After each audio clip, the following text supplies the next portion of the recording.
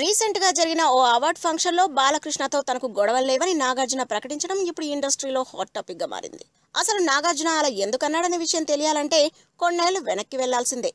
అప్పట్లో అక్కినేనికి సత్కరించే కార్యక్రమం కోసం ముద్రించిన ఆహ్వాన పత్రికల్లో బాలకృష్ణ పేరు లేకపోవడంతో ఆయన దీనిపై ఆగ్రహం వ్యక్తం చేశారని సమాచారం.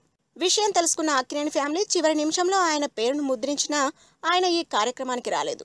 అప్పటి నుంచి అక్కినేని ఫ్యామిలీకి ఆయన దూరంగా ఉంటూనే వచ్చారు. ఒకసారి ఈ విషయంలో నాగార్జున బాలయ్యతో చర్చించేందుకు ఆయన ఇంటికి వెళ్లినా బాలయ్య ఆయనతో మాట్లాడేందుకు ఆసక్తి చూపలేదని సినీ వర్గాలు అంటుంటాయి.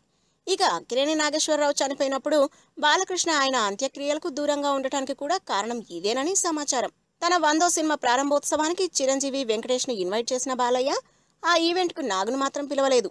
అలా నాగార్జున బాలకృష్ణ మధ్య గ్యాప్ కొన్నేళ్లుగా కొనసాగుతుంది. తాజాగా దీనిపై నాగార్జున స్టేజ్ పైనే ప్రస్తావించడంతో బాలకృష్ణ కూడా నవ్వుతూ నాగ్ను ఆలింగనం చేసుకున్నాడు.